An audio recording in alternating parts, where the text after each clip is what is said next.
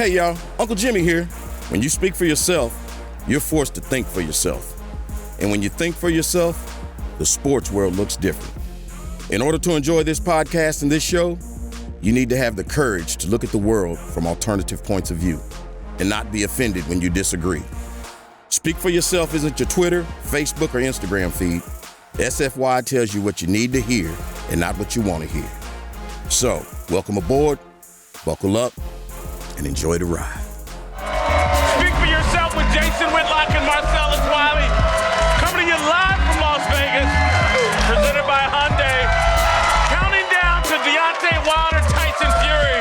The rematch is tomorrow. We'll be here to enjoy it. Hello and welcome to Speak for Yourself, the most fearless show in sports. We're joined today by LeVar Arrington and TJ Houshmandzadeh.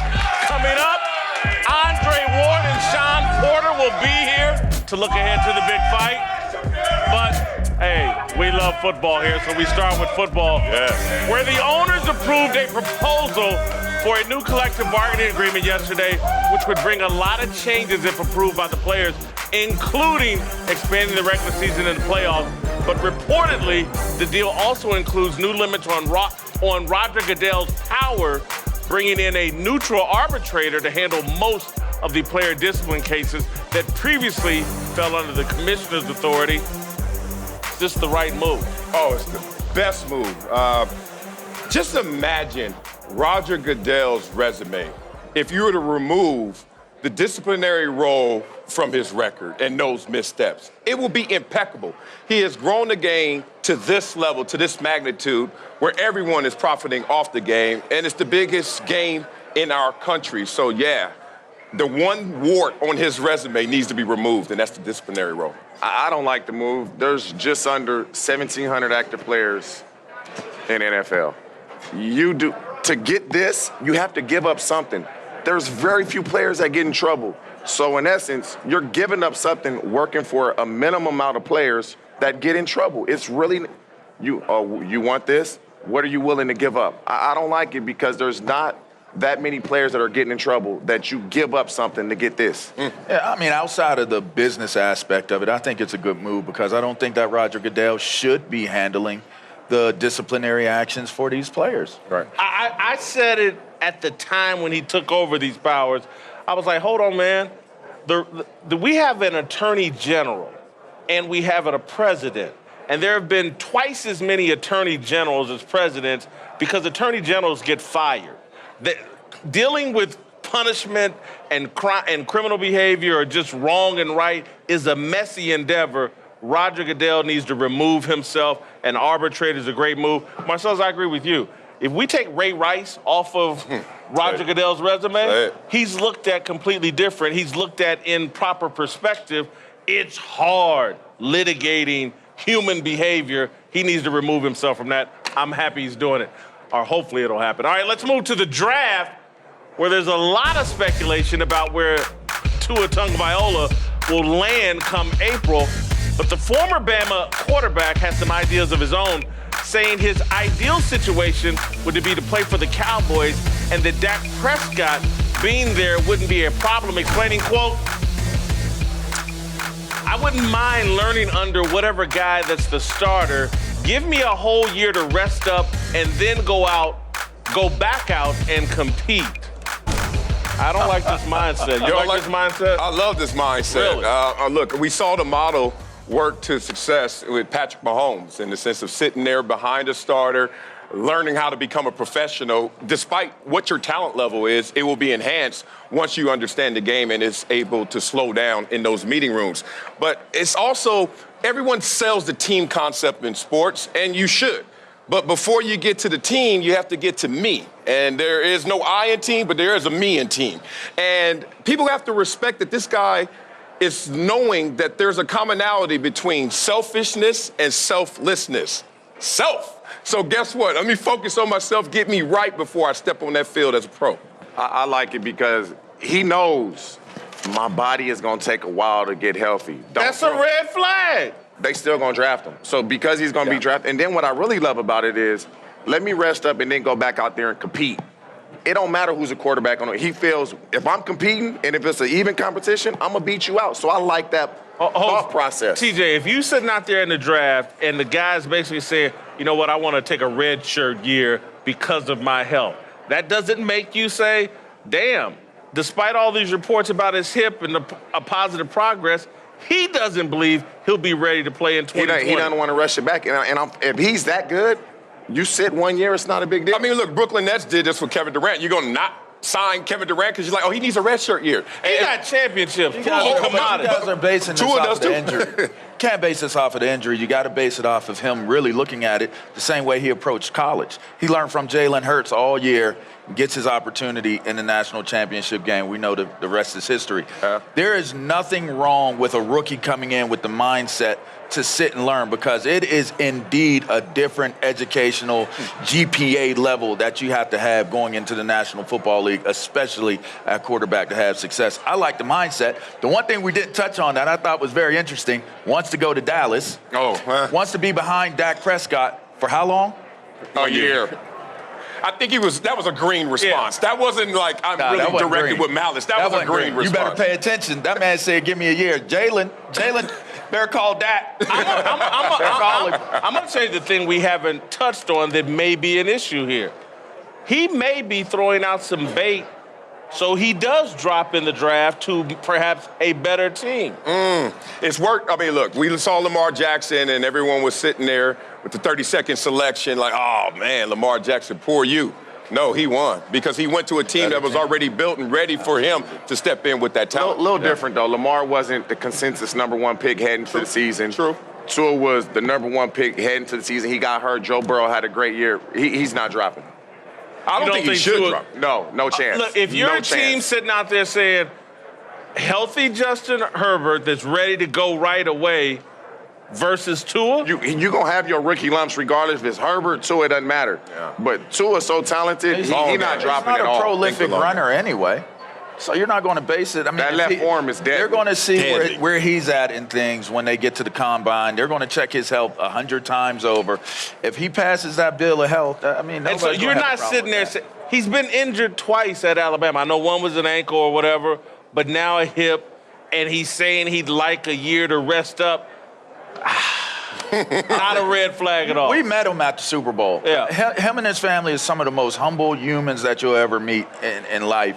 I think he's just taking a humble approach, except for giving Dak Prescott one year. Dak on notice. Dak, you get 1 year to teach me how to play, and then it's time for you to move on. Tua's a lot like me. He knows exactly what Dak is. Oh, man. He ain't no franchise quarterback. Oh, wow. 35 million. All right, I'm lost. All right, to another guy looking for an opportunity, Eric Bieniemy.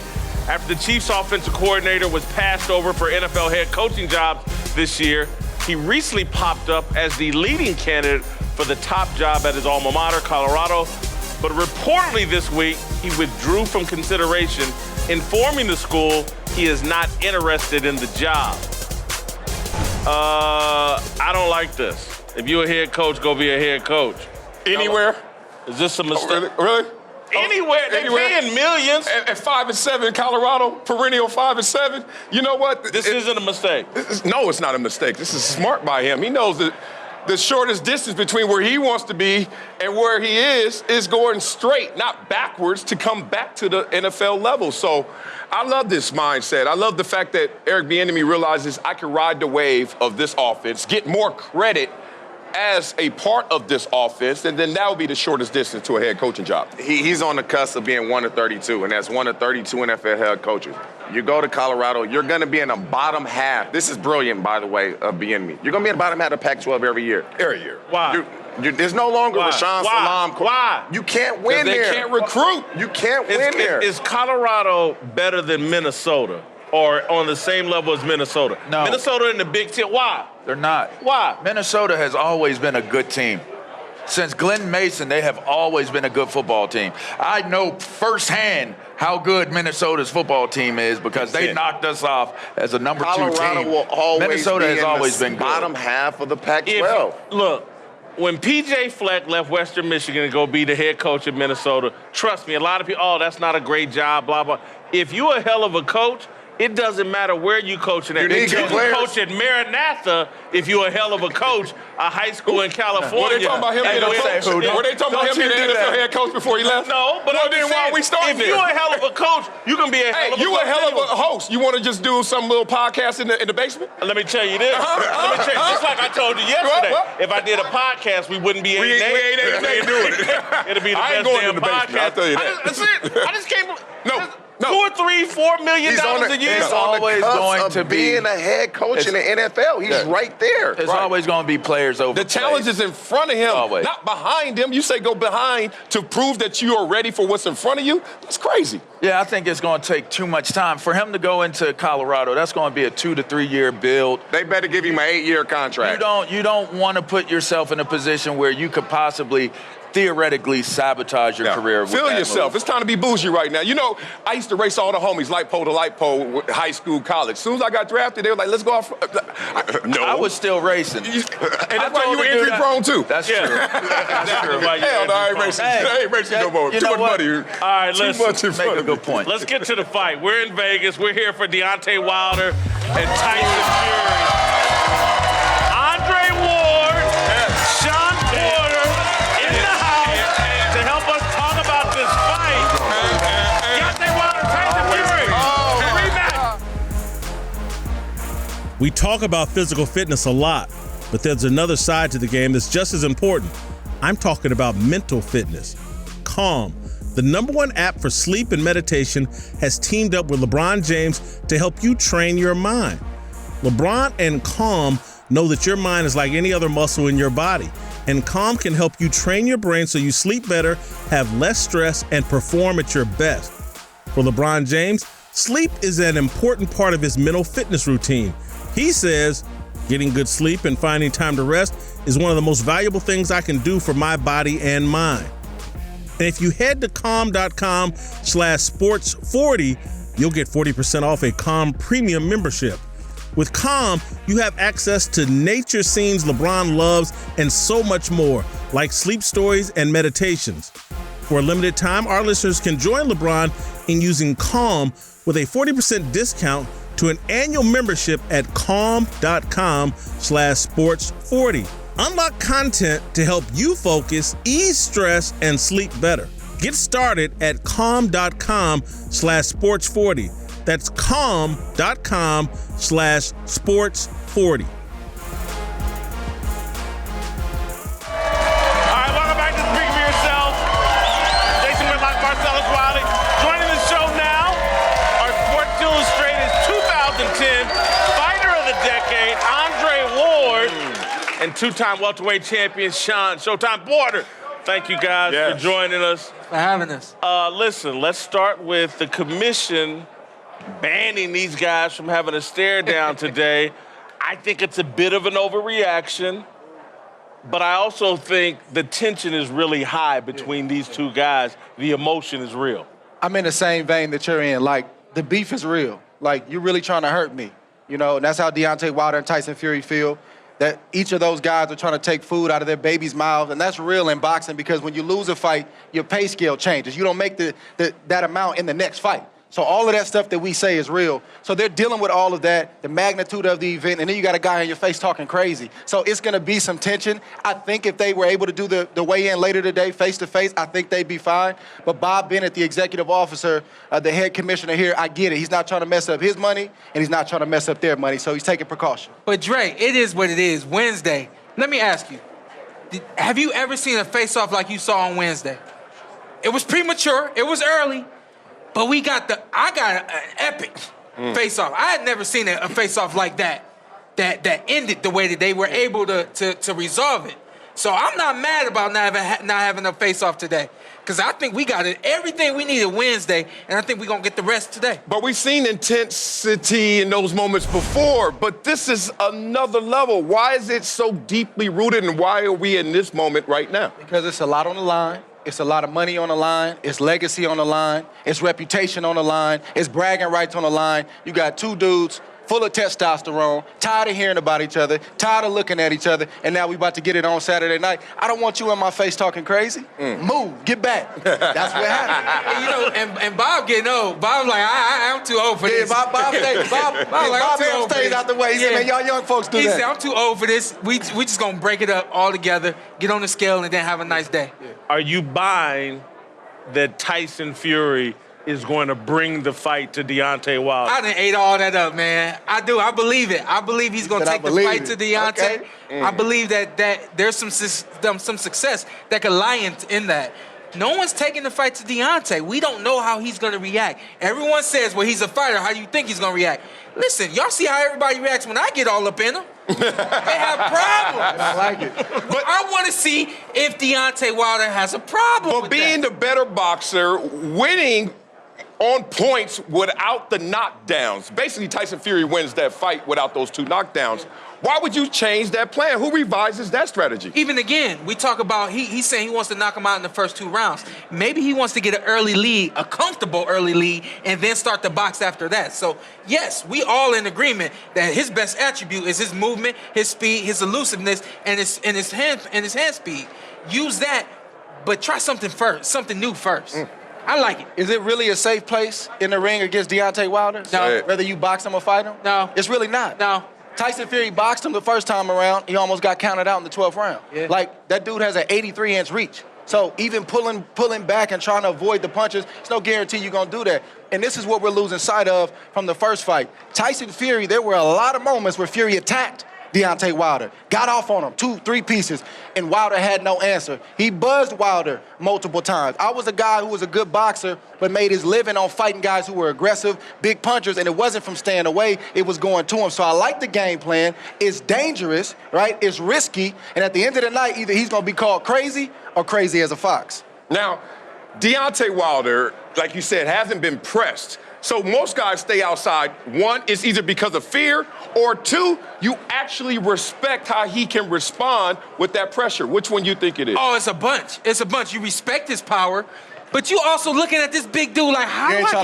get in him? Yeah, where do I begin? You know, so I think for Deontay Wilder, and I think that, again, we're talking about Tyson Fury being onto something. How do I get in on Deontay Wilder? How do I attack Deontay Wilder? And I think he's trying to solve that puzzle that no one's been able to solve. I think the weigh-in later today is going to tell us everything we need to know. If Tyson Fury is high 260s, low 270s, he's looking for a fight more than he is a boxing match. If he's in the 250s, somewhere around there like he was the first time around, he's looking more for a boxing match than a fight. I think he's going to come in at 270. I've been watching him. 1 minute he looks lean. Next minute I'm like, this dude really is 270. He been That's doing what tells it all. us what we need to know. He been wearing jackets with sweatshirts on top. Yeah, He's playing mind games. Yeah, he been wearing the suits, the nice suits and all that. So he's playing mind games. At the end of the day, you got to love this. What Deontay Wilder say yesterday, I think he's made for me and I'm made for him. This is perfect for us. Yeah. This is perfect for our legacy and for boxing. I think both of these guys have an energy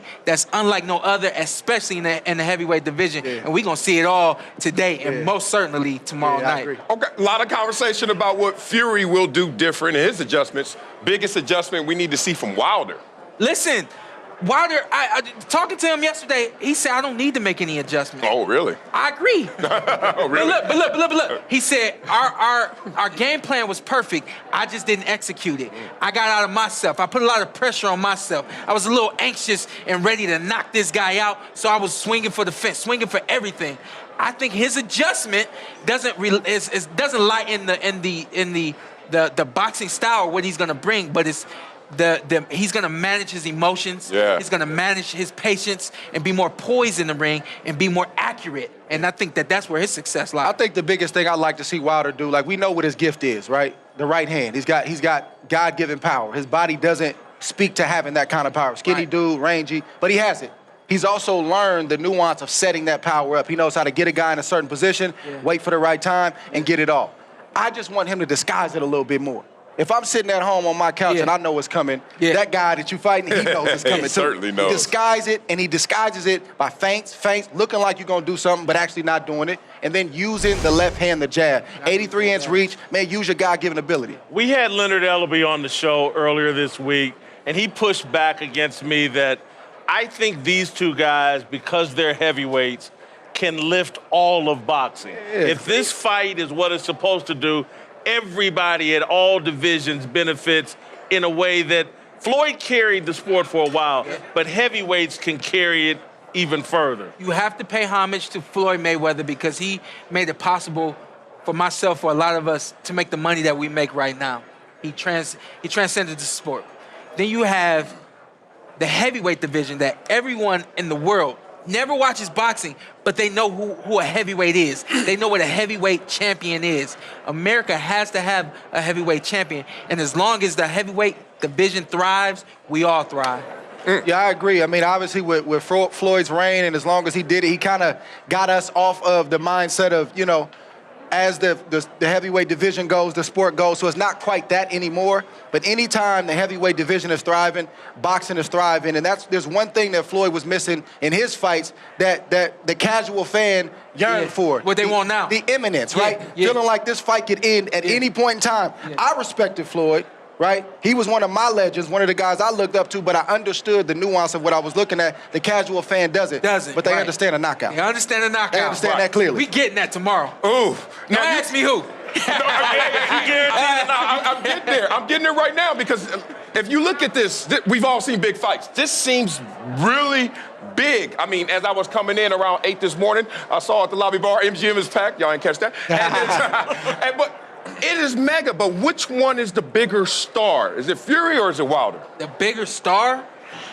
It's gotta be Fury because Fury he's multi-dimensional. You know, he can do a whole lot, and he can do that everywhere. He just did it in the WWE. He just did it in wherever they were. They were in Europe or something like that, in Africa. Yeah. He did it over there. He's been everywhere. He's been able to translate everywhere he's been. So I think right now... So this draw is greater for Fury, you think, right now, than it is Wilder? You know, and they got into that argument during the presser. Who brought all these people here? That's what I'm asking. They both did. Yeah, don't do that. Get off that fence. They both did. Okay. But if we being real, it's a lot of foreigners here today. It's a lot of foreigners here today. I'm not going to get caught up in all the semantics of who brought the fans, who didn't. The winner of this fight, that's the bigger star. That's the one that's going to graduate. That's the one that's going to be the household name. They both getting a check, but one person's leaving here with a different cachet when they get out that ring if they get their hand raised. Sean's saying there's going to be a knockout. Do you believe that? And if so, who's getting knocked out? So this has been my stance on a prediction. I haven't predicted all week. Everybody's pushing back on me. Come on, you're dancing. No, I'm not. This fight is dancing. This fight is too close to call on paper. And then obviously what we saw in the first fight, it was a split draw. There's nothing polarizing about either guy where I can say this dude is going to win the fight. But that speaks to the magnitude of this fight. This speaks to the fact that this is a super fight. And the winner of this fight is going to be the guy that executes under the lights, and I don't know who that is. So we present the facts, right? We make a case for both guys, then we step back and let them be great. But Dre, come on now. Step back and let them be great. But we in Vegas. Can we do that? In the spirit of Step back gambling. and let them be great. No, we ain't getting that. Step back and let them be risk great. sometime, man. Roll the dice right now. I do that 90% of the time. 10%, I gotta be wise too, though. Oh, man, you're too buttoned up with that response right there. Okay, what's your pick? Obviously. I say Wilder. early. Obviously, Wilder can do it with one punch. Fury is going to have to be I think it's going to be an accumulation, If you think there's going to be a knockout and one guy only needs one punch, you think Wilder's going to knock him out? You do. What happened was y'all stopped. Y'all came in with me. See, that's what happened when you forced to make a pick. At the end of the day, down, Sean. Bomb Squad! To this day. Andre, these guys in this big of a fight, could you come out of retirement and fight this kind of money that they're generating? Could you come out of retirement and want to fight one of these guys at the heavyweight division? In theory. In theory. I played that back and forth multiple times. In theory. I like where I'm sitting right now. I like sitting here with y'all. In my crew at ESPN, I like it. I like chilling. We don't hit back, huh? See, the thing is this. That's why I say in theory, because you can come up with all these ideas, the money, the opportunity. Then you start remembering the pain. Then you start remembering what it feels like to be hit. And all of a sudden, those stars just go away. Just randomly, they just go poof. Right. I just ignored that response. But he's still active, though. I can't think like I did. No. But look, he gonna call me one day and say, man, I know what you're talking about. Joining us now are two of the biggest voices in boxing, ESPN's Joe Tessitore and Brian Kelly of Fox Sports. All right, let's return. Brian Kenny, I'm sorry. Brian Kelly, Notre Dame coach. It's Vegas. Right. I have had a few drinks. You're not as angry as that, Brian. Have a little more. There we go. The Wilder Fury fight. Joe, you were saying something interesting. There's already thousands of people lined up just to see the weigh-in. Jason, it's incredible. BK and I were down there in a production meeting, and we had to snake our way through thousands of people who are waiting to get into the arena right now. They're not getting on the scale until 3:45 local time. They've been out there since 10 a.m., BK. Yeah, I haven't seen anything like it. I was trying to think maybe Canelo, Mayweather, but no, this is the biggest line I've seen that early of people getting in for the weigh-in. Heavyweights bring out something different. Yes, they do. Can you guys articulate that? Because we've seen big fights. I mean, listen, our adult lives have been spent in the sport. Former gym rats in upstate New York who then ended up on TV talking about boxing. But there's boxing, and then there's heavyweight boxing. There's heavyweight boxing, and then there's undefeated world champions facing off against each other. It's a sport unto itself when you get to the heavyweight division.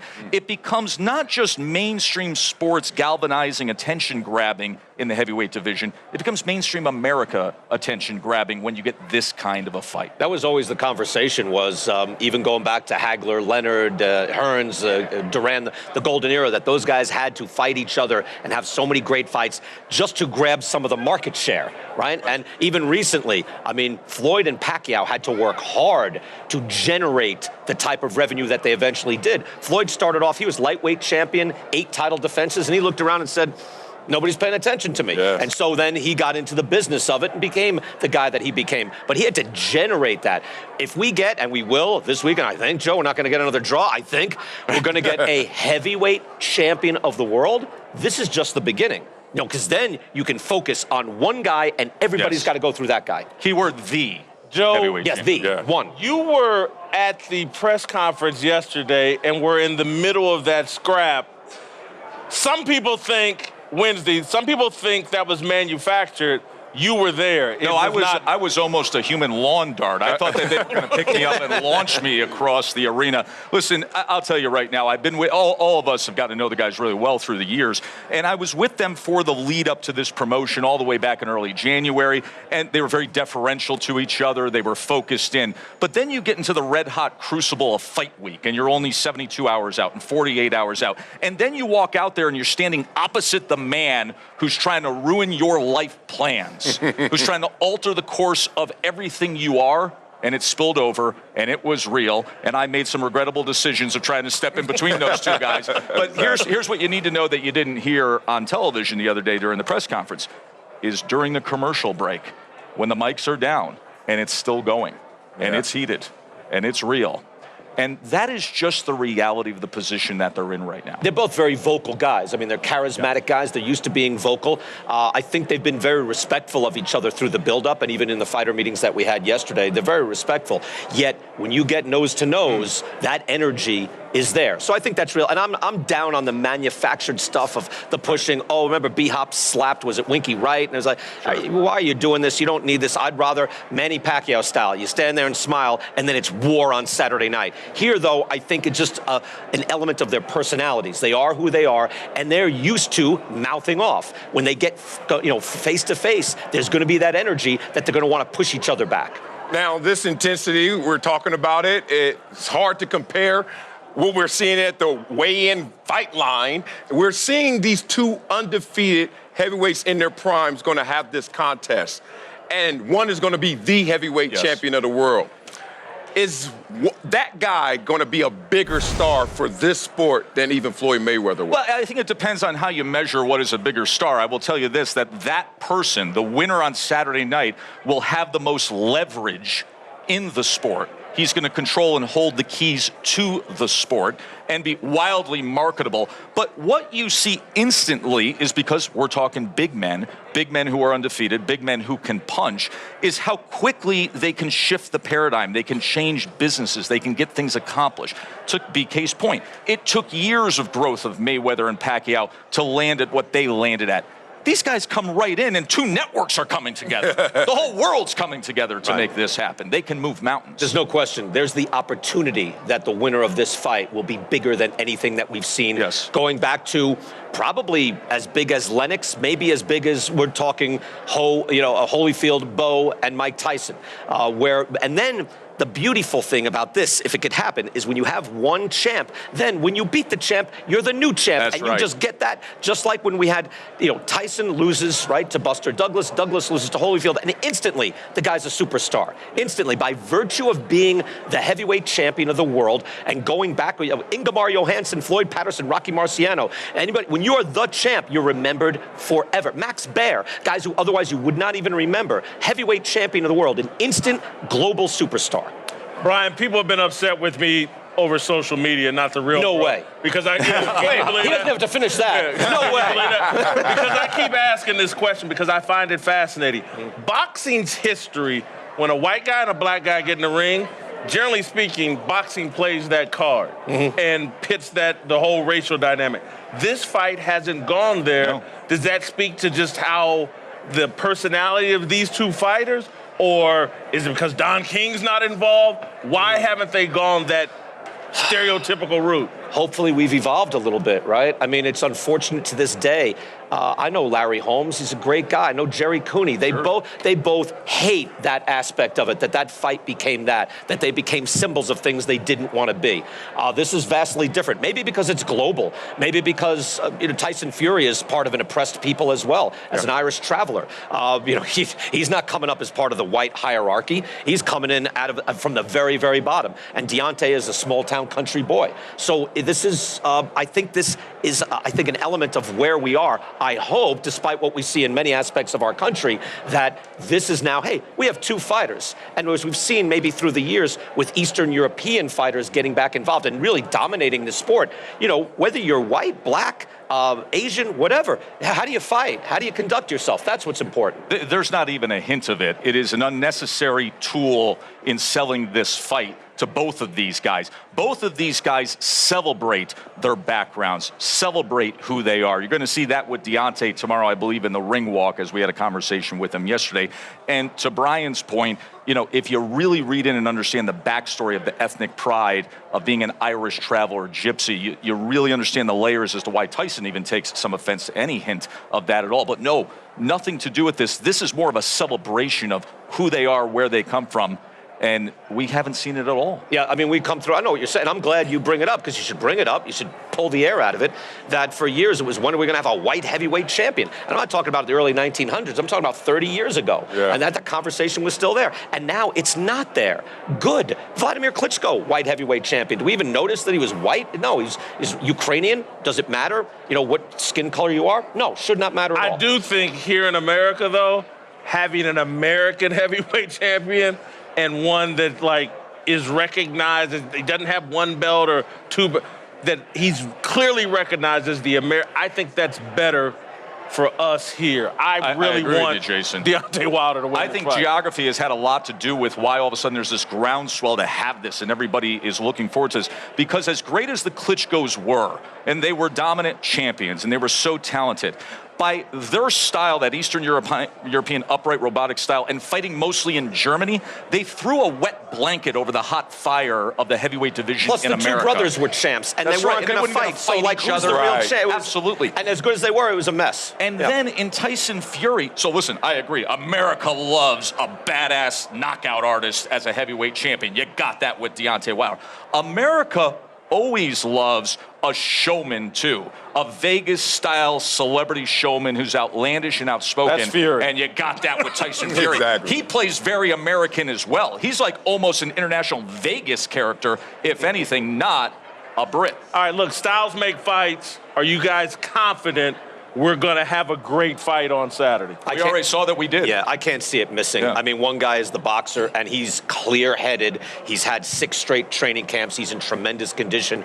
And Wilder, we see, is still the hardest puncher. I called that fight on Fox. I thought he was losing to Luis Ortiz almost every single round, and then it's over. So no matter what, even if Fury has 10 straight rounds in the books, it doesn't matter. Deontay can end that fight with one shot. Completely agree with BK. I think it's always fascinating when you watch Deontay Wilder because every single second you have to pay attention. And then with Tyson Fury, you have sublime skill. You also have size. And we're going to find out in a few hours how much size and what kind of a factor that is going to play in this fight. If he comes in close to 270 pounds, I do think he's going to step to him. I do think he's going to lean on him. I do think he's going to make it a dirty, rugged fight. He wants mauling to. He says he wants very that. early. Yep. And most rematches are an exaggerated version of the first fight. First fight was great. The voices of boxing for Fox Sports and ESPN. Brian Kenny, Joe Tessitore, thank you so much. Muscle pain? I'm talking stopping your tracks. I'll never work out again. Oh my God, what am I going to do kind of pain? This is the kind of pain Dr. Jason Wersland was in when he created Theragun, the deep muscle massager that's unlike anything you've ever felt. Theragun isn't a cheap massager that just tickles your muscles. Our handheld percussive device uses a scientifically calibrated combination of speed, depth, and power to release the deepest muscle tension. It's this simple. Whether you want to treat your muscle tension from working out, an injury, or just everyday life, you can use Theragun. Theragun is the preferred muscle recovery device for over 250 professional sports teams and is used by hundreds of thousands of satisfied customers around the world to reduce pain, increase range of motion, and soothe aching muscles. Try Theragun risk-free for 30 days or your money back by going to Theragun.com/cadence. For a limited time, listeners who speak for yourself get a free charging stand with the purchase, a $79 value. That's Theragun.com/cadence. THERAGUN.com/cadence. CADENCE. Welcome back. Joining the desk now, Fox Sports NBA analyst Rick Bucher. All right, let's talk some hoops. Where Russell Westbrook's emotions got the better of him last night against the Golden State Warriors, bumping Damian Lee before jawing at several Warriors players on the bench and getting ejected. After the game, Russ said he needs to hold himself to a higher standard, but also complained that he's, quote, always the one to be painted as the bad guy. All right, the question here is Westbrook's reputation hurting him, and does he have an unfair reputation? Yeah, I think it is. I mean, it precedes him. So this is not about his character, because in real life, he's a good dude, upstanding dude. A lot of guys look up to Russell Westbrook and how he lives his life. But on the court, because you see that machine coming at you without a smile and that intensity, I think it's slanted negative for many people in their reception. Yeah, to say it's his reputation, though, is to suggest that he's being treated unfairly.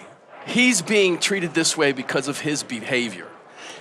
We saw him throw the arm at Steph Curry's brother-in-law, Damian Lee, and then he's saying, "What did I do? What did I do?" Look, refs watch tape too. Yeah. So if you're constantly questioning the call, and then they go back and they look at the tape and they go, "Hey, wait a minute, we got it right. You're making my job hard when I got it right," then they're not going to cut you any slack, and you're going to, as a result, they're going to consider you guilty until proven innocent. Whether that's reputation or whether that's simply the way you're conducting yourself, I think he's getting what he ultimately leads has earned. the league in technical fouls, I think, with 13. He acknowledged yesterday that he is emotional. Yep. And that he needs to do a better job of controlling that. And that's one of my pet issues about all these dudes that just think, there's some value in displaying their emotions at all time. Drives me crazy. He needs to get his emotions under control before he starts complaining about how the refs are treating him. Control yourself, and you'll get less technicals. I've had this conversation with Draymond Green. Draymond Green is technical in the way he approaches this. If he's got no fouls going into the second quarter, he's going to foul somebody. It's coming. He's going to take somebody, and you won't see him complain. It's when he's got 2 fouls and he's making sure I don't want to pick up that third, and then he gets a cheapie. That's when he's going to go after the referee. It's calculated on his part. With Russ, Nothing is calculated. It's beats all with emotion. everybody. He beats with little kids on the sideline. Well, it's a mischaracterization because a lot of it is our perception, and they're in the Lions' den, and we ask them now to curtail their emotions. You go in the Lions' den, you can't say cut your nails. True. You know what I'm saying? Like, True. That's what happens, and I think sometimes when we have those moments and we see his emotions boil over, we fully characterize him as that guy for the rest of his career. You know what the beauty of it was? The fourth quarter in the All-Star game, what we loved about it was the fact that the referees weren't expecting that. Nobody was expecting that, and they were allowed to express their emotion in that game, and nobody was going to get teed up in an All-Star game. Let them live, yeah. You know what, though? And TV does do this. TV likes the emotion because they can zero in on it. It's something to show when the play's dead and things like that. And so the game kind of baits you. Show that emotion. Show your joy. Right. Show your energy. Show when you're angry. That's part of the telecast. But for Russell Westbrook, he's got to do a better job of controlling his emotions. But when it gets mislabeled, it follows you forever. Tyrann Mathieu in the Super Bowl going ballistic on his team. And we heard it in reception like, oh, that's why they're down. Emotion's good in football. Oh, it's good in football. Thanks for serving that. Uncle Jimmy's here to help us talk about our approval rating for Deontay Wilder. You can't see. First, who's your big dummy of the day? My big dummy of the day go to you. Oh, boy. Listen to him. Yeah. Welcome. The man's name is Brian Kenny, not no damn Brian Kelly.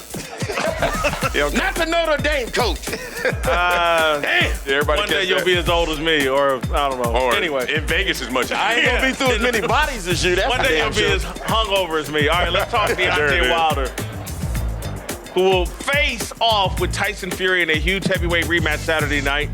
The first fight between these two guys was an epic slugfest that ended in a draw. Marcellus? Yes. I think it's fair to say we all want to see a winner this time around. Who you got? Oh, we're going to see a winner, and we're going to see a knockout. Fury's going to press him. Knockout in the second round? Oh, nah, Fury, you're going to get knocked out in the third round. Deontay Wilder wins. To this day! Third round, I think, is a bit early. I think it happens in the seventh. Okay. Deontay Wilder, to this day. I get that knockout. I'm with you. All right, Uncle Jimmy. Yup. You got a winner for this fight, or you got any thoughts? Well, you must think I'm crazy. You know who the hell I'm gonna pick to win this fight. Unlike you, nephew, I still got a connection to my peoples. I would never, ever, under no uncertain terms, pick against one of my own kind. You understand what I'm saying? Yeah. Look here, man. I'm feeling my little Don King coming over me over here. See, only in America, during this month, could we have an event like we got right here. Yeah. Two pugilists the likes of the world has never seen. Yeah. And on Saturday night at the MGM, whether you like it or not, it's the biggest fight till this day. Yeah. 2 men will enter. Only 1 man will leave. And it's only gonna be one line that's gonna walk out the MGM. And that line is a man of my own heart. He dances to the beat of his own drum. He don't give a damn about what none of y'all say. That man is just like me. He's a gypsy for the peoples. Yes! You know Tyson Fury is gonna win the fight. You know. It's not Gypsy History Month. You know, man.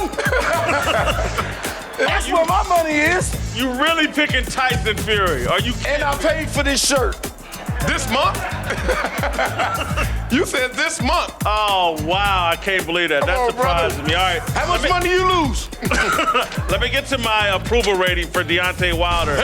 Let's get it. Not quite a GOAT just yet. Yeah. I'm going to give him 23 job performance, 16 all-time greatest, 20 character, 20 authenticity, 79. The Friday night fights. But Saturday night, he'll be a GOAT. Wow. 79. I guess we did go to the same club last night. Look at us, got the same score right All-star. there. 79 All-Star. Of history. A win obviously gets him to GOAT is what's gonna status. happen. We're talking about an undefeated heavyweight champion in his prime. With that charisma, he'll be next level. All right, the internet doesn't. Well, they do agree with us. They also have him at an All-Star. 52.4% have him at an All-Star, right on the cusp. Right there, where you need to be.